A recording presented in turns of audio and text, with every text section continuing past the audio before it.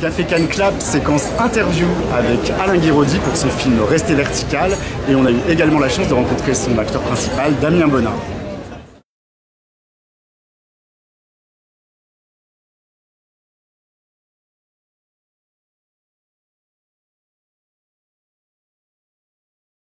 Non, en fait, non, ça vient d'un truc que j'ai lu par rapport au loup. Le loup nous respecte comme n'attaque pas l'ordre dans le sens où il nous respecte en tant qu'animal vertical. Voilà. Et quand on reste debout, quand on reste vertical, il ne nous attaque pas. C'est quand on commence à tomber qu'on risque d'être attaqué. Et d'ailleurs, ça a été vérifié. À Lozère, par exemple, il y a un mec qui me disait, enfin, un homme de 60 ans par là, qui me disait que sa grand-mère lui racontait, quand elle allait à l'école, que si elle était attaquée par un loup, si elle se retrouvait face à un loup, donc tu vois, sa grand-mère, c'était dans les années 30, il fallait surtout pas qu'elle se mette à courir, il fallait pas qu'elle prenne le risque de tomber, sinon c'est là que les loups pouvaient l'attaquer. Rester vertical, ça revêt aussi un côté programmatique, ça pourrait être presque un slogan politique, quoi. Oui, le film est politique. Ouais. Et évidemment, bon, il y a en plus une connotation sexuelle qui n'est pas faite pour me déplaire. Même si ça n'a pas été à l'origine du choix de ce type. Ça a été difficile de me remettre à l'écriture des projets que j'avais avant, L'Inconnu du lac,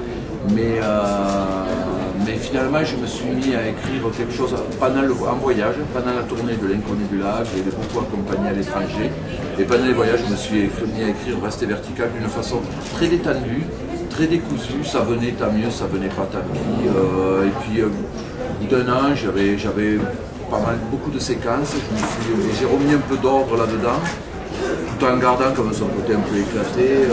Non, ça j'ai pas eu trop de mal à me remettre au travail, et en plus ça n'a pas été dur à financer, ça s'est financé assez rapidement aussi, donc ça a coulé, quoi. Sur ce film, le plus dur ça a été de tourner avec les loups. Voilà. C'est le tournage avec les loups. Le tournage avec les animaux en règle générale, parce que c'est... ouais, parce que c'est vrai qu'on veut leur faire des choses et que c'est très compliqué, quoi. Ouais, après les enfants, je pense que j'aurais eu des dialogues, tout ça aurait été beaucoup plus compliqué. Mais non, c'est les loups, ouais, les loups, parce que vraiment, bon, on veut leur faire des trucs et que c'est très compliqué.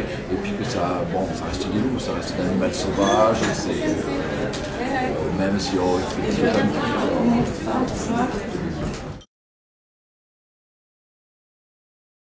ça a été long parce que j'ai passé. C'est d'abord Stéphane Battu qui m'a appelé pour passer le casting. Il m'a donné un petit synopsis très court sur l'histoire d'un homme qui rencontre une bergère, dont il tombe amoureux. Donc on a eu une première rencontre avec Alain et Stéphane.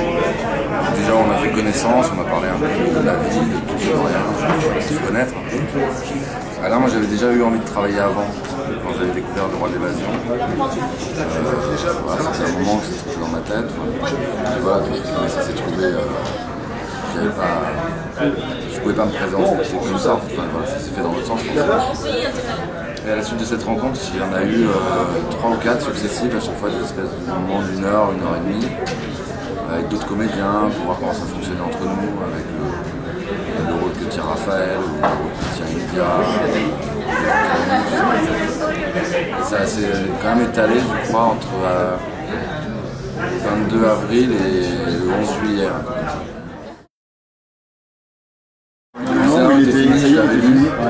Il m'avait plu, et j'avais envie de le faire depuis très longtemps, donc chaque fois que j'avais un téléphone, je me disais mais dis-moi oui en fait.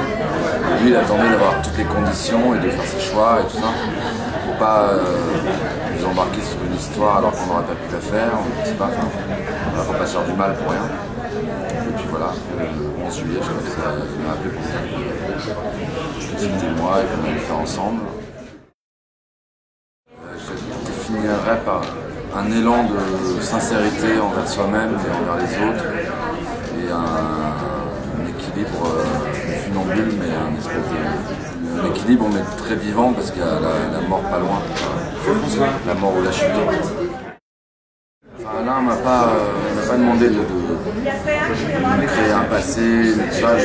On n'a pas abordé des choses comme ça. On a été plutôt dans essayer de vivre des situations au maximum en fait.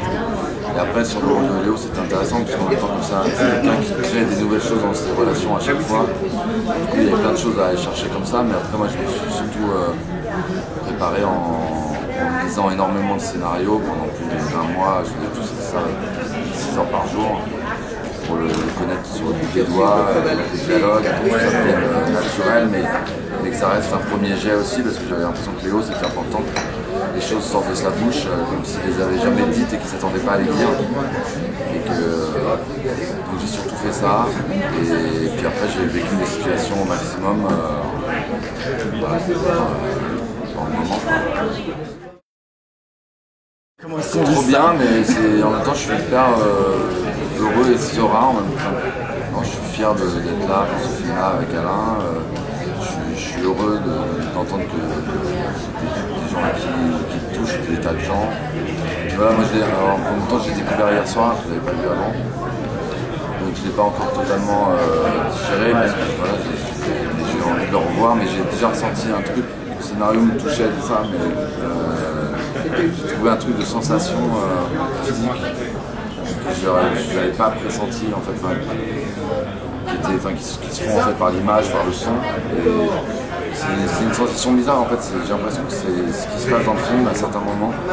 C'est comme ce qu'on peut avoir dans notre vie, des moments où on revient un peu à un espèce de ressenti primaire qu'on va avoir je pense quand on est, et qui est un truc de bien-être avec les autres et avec soi-même, et qui du coup n'a pas besoin de tout ce qu'on a autour dans la vie, il y a un truc un peu qu'on a à l'intérieur, et qu'on perd en fait régulièrement, parce que le quotidien,